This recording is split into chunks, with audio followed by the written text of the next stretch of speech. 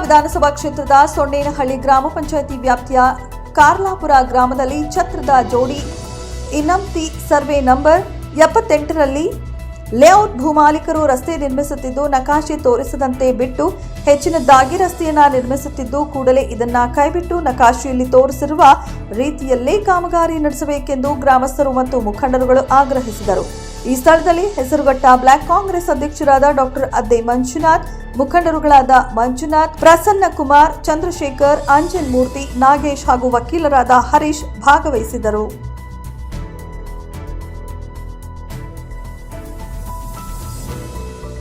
ಒಬ್ಬನ ಹಿತಾಸಕ್ತಿ ಕಾಪಾಡೋಕ್ಕೆ ಯಾರೋ ಒಬ್ಬ ಲೇಔಟ್ ಮಾಡೋ ಡೆವಲಪರ್ ಹಿತಾಸಕ್ತಿನ ಇಡೀ ಸಾರ್ವಜನಿಕರನ್ನ ಬಲಿ ಕೊಡೋ ಕೆಲಸ ನಡೀತಿದೆ.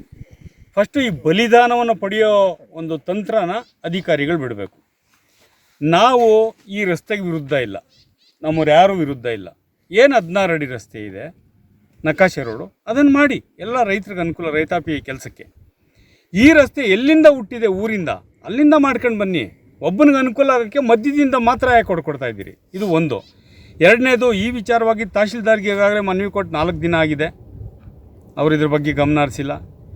ಜೊತೆ ಒಳಗೆ DT ರಮೇಶ್ ಬಾಬು ಮತ್ತು ಮಂಜುನಾಥ್ RI ಮತ್ತು ಸುರೇಶ್ VA ಇವ್ರ ಗಮನಕ್ಕೆಲ್ಲ ತಂದು ಅವ್ರು ಕೊಟ್ಟು ಸಮಯ ಇದನ್ನು ನಾವು ಫಿಕ್ಸ್ ಮಾಡಿರೋದು. ಈಗ 16 ಅಡಿ ಬದಲು 40 ಅಡಿ ಹೊಡಿತಿದ್ದಾರೆ ಇವರು. 40 ಅಡಿ ಹೊಡಿತೀರ ನೀವು? ಸರ್ಕಾರಿ ಆದೇಶ ತಗೊಳ್ಳಿ 40 ಅಡಿ ರಸ್ತೆ ಮಾಡೋಕ್ಕೆ.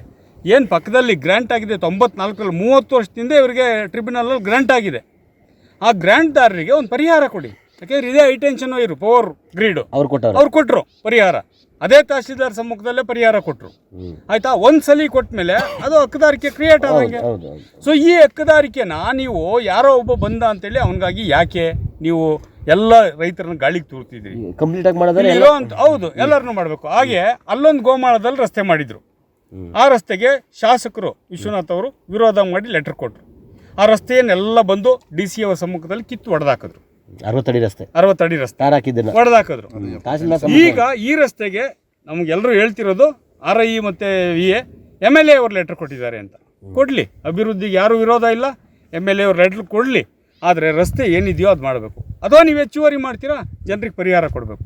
ಮತ್ತು ಒಂದು ಲಾಜಿಕಲ್ ಪಾಯಿಂಟ್ ಏನು ಅಂದರೆ, ಈ ರಸ್ತೆಯನ್ನು ಯಾರೋ ಒಬ್ಬ ಡೆವಲಪರ್ ಅನುಕೂಲಕ್ಕಾಗಿ ಅರ್ಧದಿಂದ ಈಚೆಗೆ ಮಾಡಿ, ಆ ಕಡೆ ಏನು ಊರಿನ ಮೂಲ ರೈತರು ಇದ್ದಾರೆ ಅವ್ರಿಗೆ ರಸ್ತೆ ಇಲ್ದಂಗೆ ಅರ್ಧ ರಸ್ತೆ ನಿಲ್ಲಿಸಿರೋದು ಭಾಳ ದೊಡ್ಡ ದ್ರೋಹ. ಇದು ಅಧಿಕಾರಿಗಳ ಶಾಮಿಲ್ಗಿರಿನೇ ಇದೆ ಅಂತ ಕಾಣುತ್ತೆ. ನಾವು ದೊಡ್ಡ ಹೋರಾಟ ಮಾಡ್ತೀವಿ ಇದನ್ನು. ಕೃಷ್ಣ ಬೈರೇಗೌಡರ ಹತ್ರ ನಾಳೆ ನಾವು ಓದ್ತಾ ಇದ್ದೀವಿ ಎಲ್ಲರೂ. ಆಯಿತಾ? ತಹಶೀಲ್ದಾರ್ ಅವ್ರಿಗೆ ಈಗ ಫೋನ್ ಮಾಡಿದ್ದೆ, ತೆಗಿಲಿಲ್ಲ, 2 ಬಾರಿ ರಿಂಗ್ ಆಯಿತು. VA ಕೇಳಿದ್ರೆ ತಹಶೀಲ್ದಾರ್ ನನಗೆ 1 to 5 ಮಾಡೋಕ್ಕೆ ಅಲ್ಲಿಗೆ ಕರೆದಿದ್ದಾರೆ ಅಂತ ಹೇಳ್ತಾರೆ. ರಮೇಶ್ ಬಾಬು DT ಡೆಪ್ಯೂಟಿ ತಹಶೀಲ್ದಾರ್ನ ಕರೆದ್ರೆ ಅವರು ಬತ್ತೀನಿ ಅಂತ ಹೇಳಿದವ್ರು ಮೊನ್ನೆ. ಈಗ ನೋಡಿದ್ರೆ ಅವರು ನನ್ನ ಬೇರೆ ಕೆಲಸಕ್ಕೆ ಕಳಿಸಿದ್ದಾರೆ ಅಂತ ಹೇಳ್ತಾರೆ. ಇನ್ನು RI ಮಂಜುನಾಥ್ ಆತ ಫೋನೇ ತೆಗಿತಿಲ್ಲ. ಸೊ ಇವರೆಲ್ಲ ನಮಗೆ ಸಹಕಾರ ಕೊಡಬೇಕು. ರೈತರಿಗೆ ಅನುಕೂಲ ಆಗಬೇಕು. ಹೌದು, ಸಾಮಾನ್ಯ ಬಡ ರೈತರಿಗೆ ಅನುಕೂಲ ಆಗಬೇಕು. ಇದು ಕಾನೂನುಬದ್ಧ ಹೋರಾಟ. ಇದರಿಂದ ಯಾರೋ ಒಬ್ಬರ ಹಿತಾಸಕ್ತಿ ಈಡೇರಿಸೋದು, ಯಾರ್ಯಾರಿಗೋ ಲಂಚ ಕೊಡೋದು, ರಸ್ತೆ ಓಡಿಸೋದು ಬೇಕಾದಂಗೆ ಅವೆಲ್ಲ ಇಷ್ಟಪಡೋವಂಥ ಕೆಲಸ ಅಲ್ಲ. ಯಾರು ಸಾರ್ವಜನಿಕರು ಇಷ್ಟಪಡೋಲ್ಲ. ಇವತ್ತು ರೈತರು ತತ್ತರಿಸಿ ಹೋಗಿದ್ದಾರೆ. ಇಲ್ಲಿ ದಲಿತ ಸಮುದಾಯದವರು ಮತ್ತು ಒಕ್ಕಲಿಗ ಸಮುದಾಯದವರು ಹೆಚ್ಚಿನ ಸಂಖ್ಯೆಯಲ್ಲಿ ಒಡ್ಡ ಸಮುದಾಯದವರು ಅಂದರೆ ಬೋವಿ ಸಮುದಾಯದವರು, ಕಲ್ಲು ಕೆಲಸ ಮಾಡೋವಂಥವ್ರು, ಅವ್ರುಗಳಿಗಾಗಿದೆ. ಅವ್ರಿಗೆ ಬಿಟ್ಟರೆ ಬೇರೆ ಆಧಾರ ಇಲ್ಲ. ಸೊ ಇವನ್ನೆಲ್ಲ ಗಮನದಲ್ಲಿ ಇಟ್ಕೊಂಡು ಮಾಡಬೇಕು. ಸರ್ಕಾರದ ಅಧಿಕಾರಿಗಳು ಇಲ್ಲಿ ಶಾಮೀಲಾಗೋದನ್ನು ನಿಲ್ಲಿಸಬೇಕು ಅನ್ನೋದನ್ನು ನಾನು ಹೇಳ್ತೀನಿ. ಅವರು ಹಾಜರಿರ್ತೀವಿ, ನಾವೆಲ್ಲ ನಿಮಗೆ ಸೈಂಟಿಫಿಕ್ಕಾಗಿ ಕೊಡ್ತೀವಿ ಅಂತಂದರು. ಈ ರಸ್ತೆಯನ್ನು ಕಂಟಿನ್ಯೂ ಮಾಡಿ ಅಂದರೆ RI ಹೇಳ್ತಾರೆ ಇಲ್ಲ ಅದು ಡೀಮ್ಡ್ ಫಾರೆಸ್ಟ್ ಆಗಿದೆ ಅಂತ. ಯಾವ ಡೀಮ್ಡ್ ಫಾರೆಸ್ಟ್ ಇಲ್ಲ, ಹೈಕೋರ್ಟು ಅದನ್ನು ವಜಾ ಮಾಡಿದೆ. ಅದು ಪ್ರಪೋಸಲ್ ಅಷ್ಟೇ ACF ಕೊಟ್ಟಿರೋದು.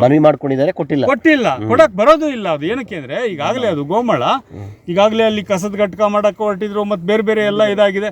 ರಸ್ತೆಗೆ ಯಾವ ಡೀಮ್ಡ್ ಫಾರೆಸ್ಟಲ್ಲಿ ಬೇಡ ಅಂತಾರೆ. ಡೀಮ್ಡ್ ಫಾರೆಸ್ಟ್ ಅಂದ್ರೆ ಏನು? ಹಳ್ಳಿಗಾಡಲ್ಲಿ ಸಣ್ಣ ಪುಟ್ಟ ಫಾರೆಸ್ಟ್ಗಳು, ಅದು ಅಭಯಾರಣ್ಯ ಅಲ್ಲ. ಸೊ ಅವುಗಳಲ್ಲಿ ಜನಕ್ಕೆ ಅನುಕೂಲ. ಪ್ರಾಣಿಗಳೇನು ದೊಡ್ಡ ಪ್ರಾಣಿಗಳು ವಾಸ ಮಾಡಲ್ಲ ಅಲ್ಲಿ ಜನಕ್ಕೆ ರಸ್ತೆ ಮಾಡ್ಕೊಡೋಕೆ ಯಾವ ಅನಾನುಕೂಲನೂ ಇಲ್ಲ. ಈಗಾಗಲೇ ಬೈರಾಪುರ ಅರಕೆರೆಯಿಂದ ಹಿಡಿದು ಈ ಕಡೆ ಸೀಗೆಬೇಲಿವರೆಗೂ ರಸ್ತೆ ಇದರಲ್ಲೇ ನಡುವೆನೇ ಇದೆ. ನಾವು ಮನವಿಗೆ ಸ್ಪಂದಿಸಲಿಲ್ಲ ಅಂದರೆ ತಹಶೀಲ್ದಾರ್ ಕಚೇರಿ ಮುಂದೆ ಧರಣಿ ಮಾಡ್ತೀವಿ. ಫಸ್ಟ್ ಕೃಷ್ಣ ಬೈರೇಗೌಡರನ್ನ ಹೋಗಿ ನೋಡ್ಬರ್ತೀವಿ. ತಹಶೀಲ್ದಾರ್ ಆಫೀಸ್ ಮುಂದೆ ಧರಣಿ ಮಾಡ್ತೀವಿ. ಯಾರೋ ರೆಡ್ಡಿ ಅಂತೆ ಬಂದು ನಮ್ಮ ಹೊಟ್ಟೆ ಮೇಲೆ ಹೊಡೆದು ನಮ್ಮ ಜಮೀನು ಕಿತ್ಕೊಳಕ್ಕೆ ಮಾಡ್ತಾವ್ರೆ ಸ್ವಾಮಿ. ನಾವು ನಮ್ಮ ಜೀವನ ಮಾಡೋದು ಹೊತ್ತು ಗೈಕಂತ ತಿನ್ನೋರು ಸ್ವಾಮಿ. ನಾವು ನಮ್ಮ ಹೊಟ್ಟೆ ಮೇಲೆ ಹೊಡಿತದೆ. ಎಷ್ಟು ಎಕರೆ ಜಾಗ ನಿಮ್ಮದು? ನಮ್ದು 2 ಎಕರೆ. 2 ಎಕರೆ.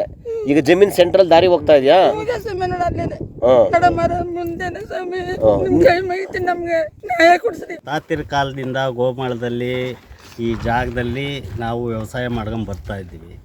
ಸುಮಾರು 45 ವರ್ಷದಿಂದನೂ ನಾವು ಆಲ್ರೆಡಿ ಇದರಲ್ಲಿ ಇದ್ದೀವಿ. ಈ ಜಾಗದಲ್ಲಿ ಸರ್ಕಾರಿ ಜಾಗದಲ್ಲಿ ಉಳುಮೆ ಮಾಡ್ಕೊಂಡು ಜೀವನ ಮಾಡ್ತಾಯಿದ್ದೀವಿ. ನಾವು ಮಾದಿಗ ಜನಾಂಗಕ್ಕೆ ಸೇರಿದ್ದೆ ಸರ್ಕಾರಿ ಜಾಗದಲ್ಲಿ ಮಾಡ್ಕೊಂಡು ಜೀವನ ಮಾಡ್ತಾಯಿದ್ದೀವಿ. ಈಗ ಸಾಗುವಳಿ ಚೀಟಿಯನ್ನು ಕೊಟ್ಟಿದ್ದೀವಿ. ಸಾಗುವಳಿ ಚೀಟಿ ಯಾವುದು ಕೊಟ್ಟಿಲ್ಲ ಸರ್. ಪಾಣಿ ಕೊಟ್ಟಿದ್ದಾರೆ, ಹಿಂದೆ ಹಳೆ ಪಾಣಿ ಇದೆ, ಮತ್ತು ಅದಕ್ಕೆ ತೆರಿಗೆನೂ ಕಟ್ಟಿದ್ದೀವಿ. RSIPಟು ಇದೆ, ಟ್ರಿಬ್ಯುನಲ್ ಆರ್ಡರ್ ಕಾಪಿನಲ್ಲಿದೆ. ಇಷ್ಟೆಲ್ಲ ಇದ್ಕೊಂಡು ಆರ್ಡ್ರ್ ಆಗಿದೆ. ಇಷ್ಟೆಲ್ಲ ಇದ್ಕೊಂಡು ಮಧ್ಯವರ್ತಿ ಯಾರೋ ಒಬ್ಬರು ಬಂದು ಜಮೀನು ತಗೊಂಡಿದ್ದಾರೆ ಅಂತ ಹೇಳಿ ಇಲ್ಲಿ ಹಿಂದುಳಿದ ಜನಾಂಗದ ಯಾವ ಜಮೀನಿದೆ ಆ ಜಮೀನಲ್ಲೇ ಟಾರ್ಗೆಟ್ ಮಾಡಿ ಇವ್ರು ರಸ್ತೆ ಮಾಡ್ತಕ್ಕಂಥದ್ದು 40 ಅಡಿ 38ರಿಂದ 40 ಅಡಿ ರಸ್ತೆ ಮಾಡ್ತಾಯಿದ್ದಾರೆ.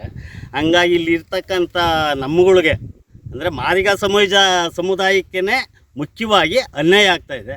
ಸರ್ಕಾರ ಕೊಟ್ಟಿರೋ ಜಮೀನೇ ಇವರು ಕಿತ್ಕೊಂಡು ಯಾರೋ ಗಣ್ಯ ವ್ಯಕ್ತಿಗೆ ಹೊಟ್ಟೆ ಮೇಲೆ ಹೊಡಿತಾರೆ ಅಂದರೆ ಇದು ತುಂಬ ಘೋರ ಅನ್ಯಾಯ ಸರ್. ಇದು ದಯವಿಟ್ಟು ಅಧಿಕಾರಿಗಳು ಪರಿಶೀಲನೆ ಮಾಡಿ ಬಡವ ಬಗ್ಗರಿಗೆ ಏನೋ ಒಂದು ಡಾಕ್ಯುಮೆಂಟ್ಸ್ ಕೊಟ್ಟು ಅವ್ರಿಗೆ ಖಾತೆ ಕಂದಾಯ ಮಾಡಿಕೊಟ್ಟು ಆ ಜಾಗ ಉಳಿಸ್ಕೊಂಡು ಜೀವನ ಮಾಡ್ಕೊಡೋಕ್ಕೆ ದಾರಿ ಮಾಡಿಕೊಡ್ಬೇಕು ಅಂತ ಮನವಿ ಮಾಡ್ಕೊಳ್ತಾ ಇದ್ದೀವಿ. ಕಾರ್ಲಾಪುರ ಅನ್ನೋದು ದಾಖಲೆ ಇಲ್ಲ ಗ್ರಾಮ, ಅದು ಚತುರ್ಜೋಡಿ ಗ್ರಾಮ.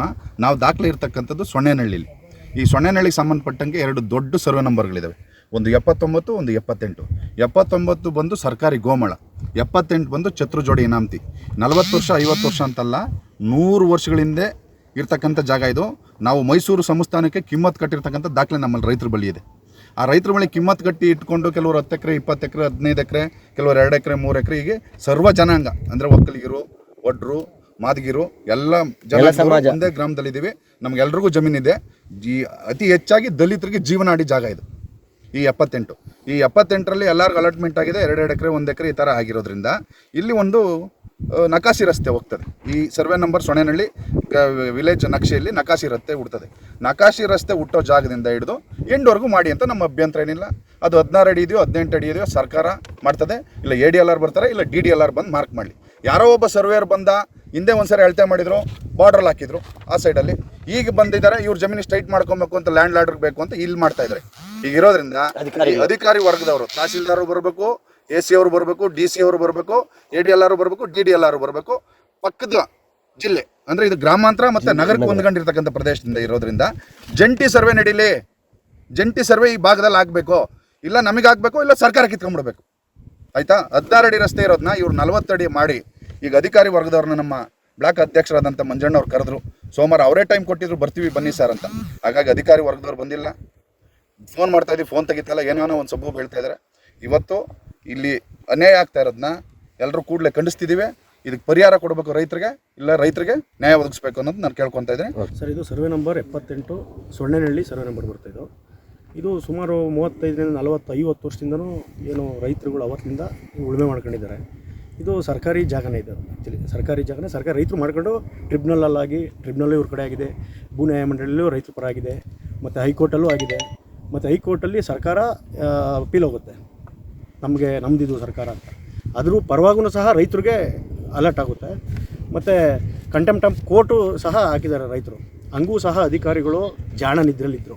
ಅವತ್ತೂ ಪ್ರತಿಯೊಬ್ಬರೂ ಹೋರಾಟಗಳನ್ನ ಮಾಡಿದ್ದಾರೆ, ಸುಮಾರು ಹೋರಾಟ ಮಾಡಿದ್ದಾರೆ, ಕಾನೂನು ಹೋರಾಟಗಳು ನಡೀತಾ ಇದೆ. ಅವತ್ತವರೆಗೂ ರೈತರಿಗೆ, ನಮ್ಮ ಅಧಿಕಾರಿಗಳಿಗೆ ಅವತ್ತು ನಿದ್ರೆಯಲ್ಲಿದ್ದರು. ಇವತ್ತು ಅರ್ಜಿ ಕೊಟ್ಟು 15 ದಿವಸ ಆಗಿಲ್ಲ. ಯಾರೋ ಒಬ್ಬ ಭೂಮಾಲೀಕ ಸುಮಾರು 100-150 ಎಕರೆ ಜಮೀನು ಮಾಡಿರ್ಬೋದು. ಅವರು 15 ದಿನಕ್ಕೆ ಅರ್ಜಿ ಕೊಟ್ಟರೆ ನಮ್ಮ ಅಧಿಕಾರಿಗಳೇ ನಿಂತ್ಕೊಂಡು ಅಕ್ಕಪಕ್ಕ ನಿಂತ್ಕೊಂಡು JCBಯಲ್ಲಿ ಕೆಲಸ ಮಾಡಿಸ್ತಾ ಇದ್ದಾರೆ. ಸುಮಾರು 10-15 ವರ್ಷ 20 ವರ್ಷ 30 ವರ್ಷದಿಂದ ರೈತರುಗಳು ಏನು ಕೇಳಿದ್ದಾರೆ, ಕಾನೂನು ಹೋರಾಟನೂ ಮಾಡ್ತಾಯಿದ್ದಾರೆ. ಅವತ್ತಿನ ತಗನೋ ಸರ್ಕಾರದ ಗಮನಕ್ಕೆ, ಸರ್ಕಾರಕ್ಕೆ ಇವೆಲ್ಲ ಗೊತ್ತಿರಲಿಲ್ಲ. ಇವತ್ತು ಯಾರೋ ಒಬ್ಬ ಬಲಾಢ್ಯ ಬಂದು ಇವತ್ತು ನಾವು ರಸ್ತೆ ನಮಗೆ ಜಮೀನಿಗೆ ರಸ್ತೆ ಬೇಕು ಅಂದ ತಕ್ಷಣ ನಮ್ಮ ಅಧಿಕಾರಿಗಳೇ ನಿಂತ್ಕೊಂಡು ನೋಡ್ತಾರೆ. ಇದು ಯಾವ ನ್ಯಾಯ ಸ್ವಾಮಿ? ಸಾಗುವಳಿ ಚೀಟಿ ಕೊಡಿಸಿಲ್ಲ, ಸಾಗುವಳಿ ಚೀಟಿ ಕೊಡಬೇಕು, ಮತ್ತು ಹಕ್ಕುಪತ್ರ ಇಶ್ಯೂ ಮಾಡಬೇಕು. ಇದೆಲ್ಲ ಫೈನಲ್ ಸ್ಟೇಜಿಗೆ ಬಂದಿದೆ ಸ್ವಾಮಿ. ಇದು ಅಧಿಕಾರಿಗಳ ಫೈಲ್ ಅದೇ. ಇದು ಸರ್ಕಾರ ಮನಸ್ಸು ಮಾಡಿದ್ರೆ ಒಂದು ದಿನದ ಕೆಲಸ. ಇದು ಏನು ದೊಡ್ಡ ವಿಷಯ ಅಲ್ಲ. ಮತ್ತು ನಮ್ಮ ಶಾಸಕರು ಸಹ ಇದಕ್ಕೆ ಗಮನ ಕೊಡಬೇಕು. ನಮ್ಮ ಶಾಸಕರು ಈ ಥರ ಎಲ್ಲ ಕೆಲಸ ಮಾಡಲ್ಲ. ಅವ್ರು ಲೆಟ್ರ್ ಕೊಟ್ಟಿದ್ದಾರೆ ಅಂತ ಏನೋ ಹೇಳ್ತಾ ಇದ್ದೀರಿ. ನಮ್ಮ ಶಾಸಕರು ಲೆಟ್ರ್ ಕೊಟ್ಟಿದ್ದಾರೆ ಅಂತ ರಸ್ತೆ ಹೊಡಿರಿ ಅಂತ. ಆ್ಯಕ್ಚುಲಿ ಹಂಗೆ ಮಾಡಲ್ಲ ನಮ್ಮ ಶಾಸಕರು. ಅವರು ರೈತರ ಪರವಾಗಿದ್ದಾರೆ ಅಂತ ನಾವು ಅಂದ್ಕೊಂಡಿದ್ದೀವಿ. ಅವರು ಲೆಟ್ರ್ ಕೊಟ್ಟಿದ್ದಾರೆ, MLA ಅವರು ಲೆಟ್ರ್ ಕೊಟ್ಟಿದ್ದಾರೆ, ನಾವು ಹೊಡಿತಾ ಇದ್ದೀವಿ ಅಂತ ದೌರ್ಜನ್ಯಗಳು ನಡೆದಿದೆ ಇಲ್ಲಿ. ಅಧಿಕಾರಿಗಳು ಹೇಳಿದ್ದಾರೆ. ನಮ್ಮ ದೊಡ್ಡಬಳ್ಳಾಪುರ ಧೀರಜ್ ಮುನ್ರಾಜು ಅವರು MLA ಅವರು ಮತ್ತು ಶಾಸಕರಾದ ಎಸ್ ಆರ್ ವಿಶ್ವನಾಥ್ ಅವರು ಇಬ್ಬರು ಲೆಟರ್ ಕೊಟ್ಟಿದ್ದಾರಂತೆ. ನಮ್ಮ ಶಾಸಕರು 20 ವರ್ಷದಿಂದ ಸೆಷನಲ್ಲಿದ್ದಾರೆ. ಒಂದೇ ಒಂದು ದಿನವೂ ನಮ್ಮ ಕಾರ್ಲಾಪುರ ಜೋಡಿ ಗಮನದ ಬಗ್ಗೆ ಒಂದಿನೂ ಗಮನ ಎತ್ತಿಲ್ಲ. ಶಾಸಕರು ಪಾಪ ರೈತರಿಗೆ ಯಾಕೆ ಅನ್ಯಾಯ ಮಾಡಬೇಕು ಅಂತ ಪಾಪ ಮಾಡಿದ್ರು ಗೊತ್ತಿಲ್ಲ. ಇವರು ಬಲಹಡ್ರಿಗೆ ಲೆಟರ್ ಕೊಟ್ಟಿದ್ದಾರೆ.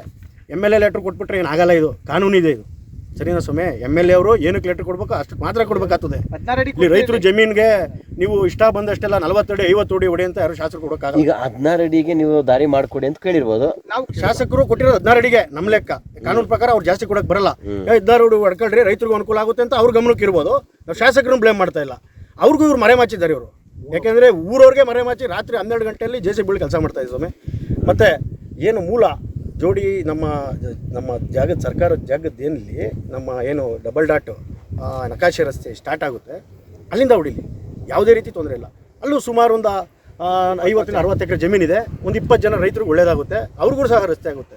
ಸುಮಾರು ವರ್ಷಗಳಿಂದ ಪಾಪ ಖಾಲಿ ತಕ್ಕಳುಗಳು ಬಿದ್ದಿದೆ ಜಮೀನು, ಅದು ಮಾಡಿಲ್ಲ. ಇದು ಈ ಕೆಲಸ ಫಸ್ಟ್ ಆಗಬೇಕು. ಮತ್ತು ಏನು RI, VA, tahsildar, DC, AC ಎಲ್ಲರ ಗಮನಕ್ಕೂ ಇದೆ. ಇದು ಏನು ಗೊತ್ತಿಲ್ಲ ಅಂತ ಏನೆಲ್ಲ, ಇದು ಗೊತ್ತಿದ್ರೂ ಸಹ ನಮಗೆ ಗೊತ್ತಿಲ್ಲ, ಜಾಣ ನಿದ್ರೆಯಲ್ಲಿದ್ದಾರೆ. ಇದು ಮುಂದೆ ಯಾವ ಹೋರಾಟಕ್ಕೆ ಬೇಕೋ ಹೋಗ್ಬೋದು.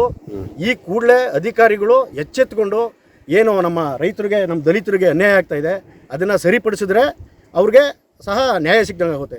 ಇಲ್ಲಾಂದರೆ ದೊಡ್ಡ ಮಟ್ಟದ ಹೋರಾಟನೂ ನಾವು ಮಾಡೋಕ್ಕೆ ನಾವೇನು ಇಂಜಿರಿ ಅಲ್ಲ. ಅದೇ ರೀತಿ ಕಾನೂನು ಹೋರಾಟನೂ ನಾವು ಮಾಡ್ತೀವಿ. ಕಾಲದಿಂದಲೂ ಉಳುಮೆ ಮಾಡ್ಕೊಂಡಿದ್ದ ಜಾಗದಲ್ಲಿ ತನ್ನ ಹೊಟ್ಟೆಪಾಡಿಗೆ ರಾಗಿನೋ ಗಂಜಿನೋ ಅಂಬಲಿಗೋ ಒಂದು ದಾರಿ ಮಾಡ್ಕೊಂಡು ನಮ್ಮ ಪರಿಶಿಷ್ಟ ಜಾಸ್ತಿ ಸಮುದಾಯದವರು ಒಂದು 40 ಕುಟುಂಬಗಳು, ವರ್ಗಗಳು ಈ 78ನೇ ಸರ್ವೆ ನಂಬರಲ್ಲಿ ವಾಸ್ತವ್ಯದಲ್ಲಿದ್ದಾರೆ. ಹಾಗೂ ಊರಿನಲ್ಲೂ ಸಹ ಜೋಡಿ ಜಮೀನಲ್ಲೇ ಮನೆ ಕಟ್ಕೊಂಡಿದ್ದಾರೆ. ಇದುವರೆಗೂ ನಮ್ಮ ಶಾಸಕರ ಬಗ್ಗೆ ನಮಗೆ ಏನು ಹೇಳಬೇಕು ಅನ್ನೋದು ಮನವರಿಕೆ ಆಗೋದಕ್ಕೂ ಕಷ್ಟ.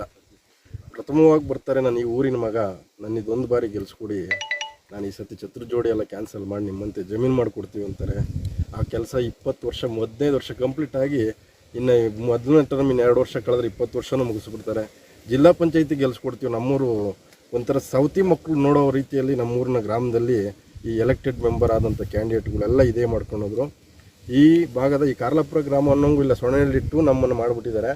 ಈ ಸೊಣೆಹಳ್ಳಿಟ್ಟು ಗ್ರಾಮದಲ್ಲಿ ಒಂದು 40 ಸಮುದಾಯ SC ಸಮುದಾಯದ ಮನೆಗಳಿದ್ರೂ ಪರಿಶಿಷ್ಟ ಜಾತಿಗೆ ಸೇರಿರೋರ್ದು ಗ್ರಾಮದಲ್ಲಿ ಒಂದೇ 1 ಎಕರೆ 2 ಎಕರೆ ಈ ಥರ ಚಿಲ್ಲರೆ ಜಮೀನು ಇಲ್ಲ. ಈ 78 ಈಗ ನಮ್ಮ ಊರಿನ ಸದಸ್ಯರು ಹೇಳ್ದಂಗೆ, ಗ್ರಾಮ ಪಂಚಾಯತಿ ಮೆಂಬರ್ ಹೇಳ್ದಂಗೆ ಇದೇ ಮೂಲ ನಮಗೆ ಜೀವನಾಡಿ. ಇದಕ್ಕೆ ಹಕ್ಕುಪತ್ರ ಕೊಡ್ತಾರೆ, ಈಗ ಕೊಡ್ತಾರೆ, ಆಗ ಕೊಡ್ತಾರೆ ಅಂತ ಎಷ್ಟೋ ಜನ ಆಲ್ರೆಡಿ ಮಣ್ಣಿಗೆ ಮರೆಯಾಗಿ ಹೊರಟೋಗ್ಬಿಟ್ರು ಅಂತ ಇರ್ತೀವಿ.